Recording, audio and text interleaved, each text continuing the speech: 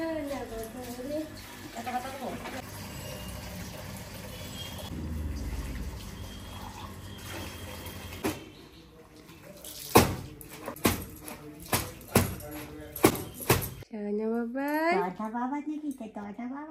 Everyone, welcome back to our channel. আশা করছি তোমরা সকলে ভালো আছো। আমি ভীষণ ভালো আছি। তোমাদের সকলকে সাথে নিয়ে আজকের ব্লগটা স্টার্ট করছি। একটু আগে একটা ব্লগ শেষ করেছিলাম, আবার এখান থেকেই শেষ করে আবার একটা ব্লগ শুরু করেছি। আর এই যে আমার ছেলে আমার কোলে ঘুমোচ্ছে, ও বিছানায়ও ঘুমাবে না, দোলনায়ও ঘুমাবে না, ও কোলেই ঘুমোবে। তাই যে কোলে নিয়েই ঘুম পাড়াচ্ছি। আমার শরীরে তোমরা এই চাদরটা দেখতে পাচ্ছ, জানো এই চাদরটার বয়স কত? এই চাদরটার বয়স না হলেও 25 বছর হয়ে যাবে। 25 বছর। তখন আমি অনেক ছোট না মা? কোথায় জানি কিনছিল? গৌহাটি, শিলিগুড়ি। এটা শিলিগুড়ি থেকে কিনেছিল মা।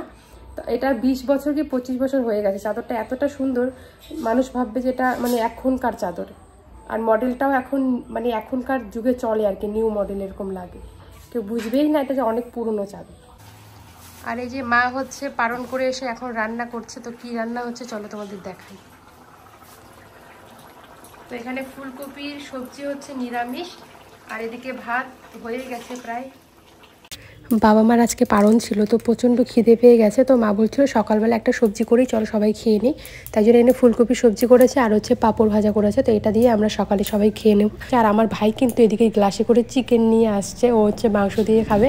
কারণ কালকে রাতের বেলা পিকনিক খেয়েছিল ওরা, তো আমাকেও এনে দিয়েছিল। আমিও রাতের বেলা মাংস খেয়েছি, কিন্তু সকালে আর খাইনি। সকালে নিরামিষ সবজিটা দিয়ে আমি খেয়েছি। তো চলো খাওয়া দাওয়া করে নিই, তারপর আবার তোমাদের সঙ্গে দেখা হচ্ছে। তো এই যে এখন বসে পড়েছি বাবুর জামা কাপড় কাচতে। তো এগুলো বাবুর 2-3 দিনের জামা, এগুলো জমিয়ে রেখেছিলাম। তো ভাবলাম আজকে কেচে দেই, কারণ বাবু মাঝে মাঝে দুধ গুলে দেয়, বমি করে ফেলে। তো তাই জন্য এত জামা বেরিয়েছে। একদিনে 2টো করে জামা পরাতেই হয়। এখন এগুলো কেচে দেবো।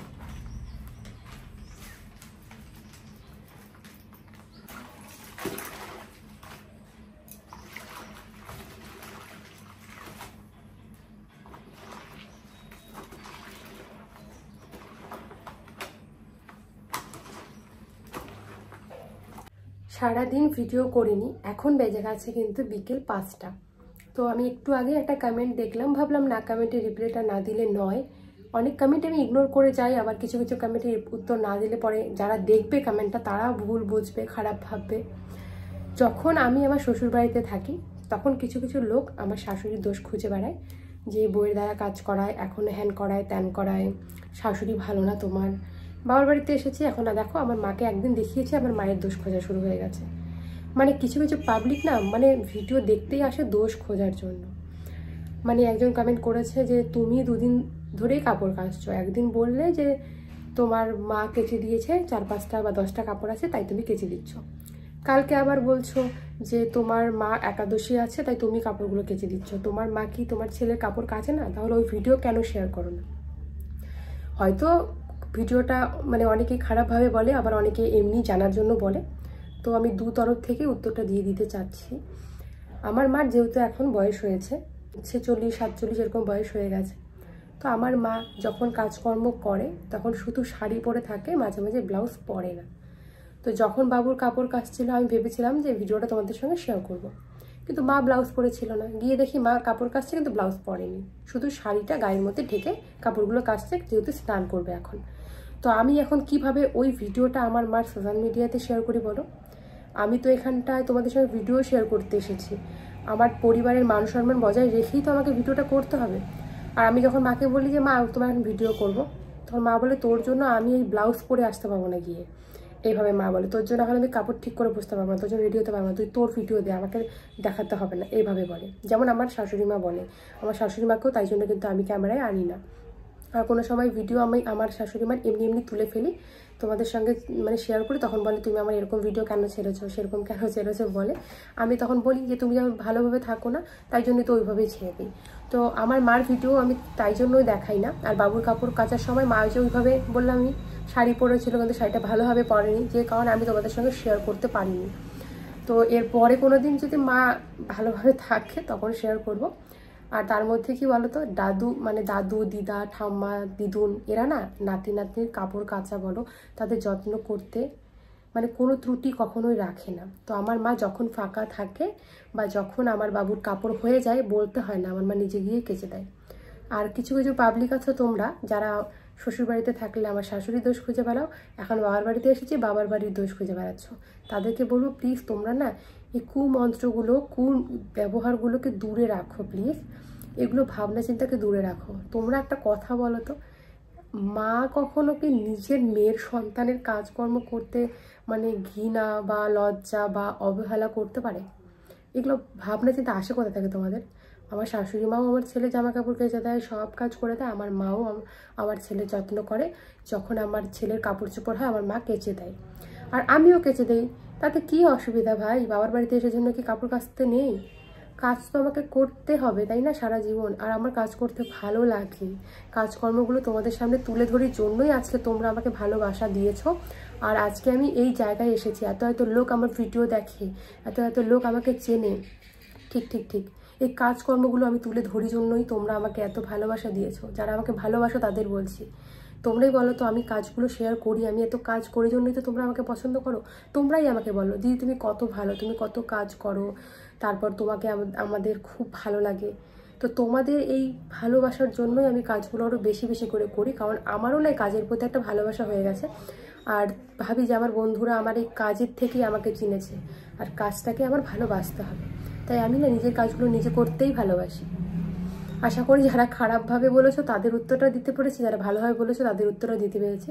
চাইলেই আমি না খারাপভাবে কথাটা বলতে পারতাম, কিন্তু সত্যি কি বলো তো, তোমরা অবুঝ হলে যে আমি অবুঝ তা তো নয়। তাহলে তোমাদের মধ্যে আর আমার মধ্যে কোনো তফাৎ থাকবে না।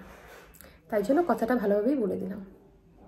তারপর তোমাদের সঙ্গে দেখা হচ্ছে পরের দিন সকালবেলা। মায়ের দিকে ছেলেকে হচ্ছে ঘুম পাড়াচ্ছে।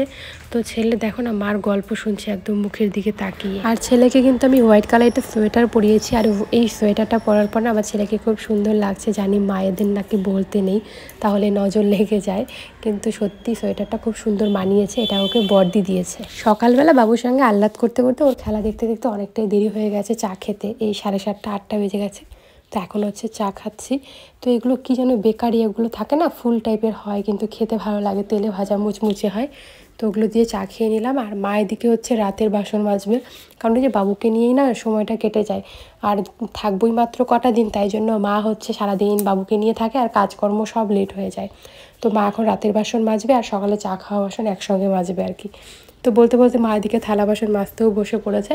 তো আমাদের তো খিদে পেয়ে যাবে, তাই মা বললো যে তোরা ম্যাগি বানিয়ে খা, দোকান থেকে এনে দিয়েছে। তো বাবার আমি ম্যাগি বানিয়ে খাবো। আর ভাই তো ঘুম থেকেই ওঠেনি, আমার ভাই 10টার আগে ঘুম থেকেই ওঠে না। আমার মার ভিডিও করলে আমার মা দেখো কি বলে, এইবার দাঁতগুলো সেটা হয়েছে। যখন ভিডিও করি আমার মা বলে যখন হচ্ছে সেজে গুজে থাকবে তখন ভিডিও করতে বলে, যখন তখন না। আর আমি যেহেতু daily blogger, daily lifestyle share করি, তাই জন্য আমি আর সেজে গুজে কী ভিডিও করব, আমি কিন্তু যেমন থাকি সেই রকমভাবেই তোমাদের সঙ্গে ভিডিওগুলো শেয়ার করি। আমার ছেলের আজকে ফটোশ্যুট করেছিলাম সকালবেলা, তখন 7টা বাজে, তখনও খেলা করছিল। ওই সময় মাথায় আসে যে ওর তো 2 মাস কালকে হয়ে গেছে, তো আজকে ওর ফটোশ্যুটটা করাই যাক, কারণ যেহেতু এখন ওর মুড ভালো আছে, খুশি খুশি আছে, তাই ওর অনেকগুলো ডাইপার ছিল, তো সেগুলো দিয়ে ওর আজকে ফটোশ্যুট করেছি। কারণ সোয়েটারটাও পরেছিল হোয়াইট কালার, ভাবলাম যে না ডাইপারটার সাথে বেশ ভালো যাবে হোয়াইট হোয়াইট। তো কীরকম লাগবে তোমরা কমেন্টে জানিও, একটু পরে তোমরা দেখতে পারবে। ছেলে আমার স্ট্যাচু হয়ে গেছে, ভাবছে আমার সঙ্গে এগুলো কি হচ্ছে। সকালবেলা না এই ছেলের ফটোশ্যুট, ছেলেকে নিয়ে খেলা করতে করতে লেট হয়ে গেছে রান্না বান্নার, তাই জন্য আমি মাকে এদিকে সবজি কেটে দিচ্ছি। মা এখন রান্না করবে, তো ডাল করবে আর একটা ভাজা করবে, আর সেরকম কিছুই করবে না, কারণ অনেকটা লেট হয়ে গেছে রান্না করতে। আর আজকেও কিন্তু নিরামিষ, কারণ একাদশী গেছিলো, দ্বাদশী গেছিলো, আজকে বৃহস্পতিবার, আমাদের বাড়িতে নিরামিষ। মার এখন সকালে রান্না হয়ে গেছে। তো আজকে হয়েছে মাসকালের ডাল, হচ্ছে লাউ দিয়ে, আর হচ্ছে সিম আলু বেগুন সব দিয়ে একটা ভাজা করেছে, কারণ আজকে হচ্ছে নিরামিষ। কারণ আজকে বৃহস্পতিবার, আমাদের এই বাড়িতে বৃহস্পতিবার আর সোমবার নিরামিষ খায়, আবার একাদশীও পালে, মানে একাদশী বৃহস্পতিবার একসঙ্গে পড়ে গেছে, তাই জন্য পরপর 3 দিন নিরামিষ। তো আজকেও নিরামিষ। মায়ের হাতের রান্না খেতে সবারই ভালো লাগে, সেটা লবণ ভাত হোক, সেদ্ধ ভাত হোক, আর তরকারি ভাত হোক। আমার না মায়ের হাতের রান্না খুবই ভালো লাগে, বলে লাভ নেই। তো আমার মা কীরকম রান্না করে সেটা আমি বলতে পারবো না, কিন্তু আমার মার হাতের রান্না আমার খুবই ভালো লাগে। সোনা,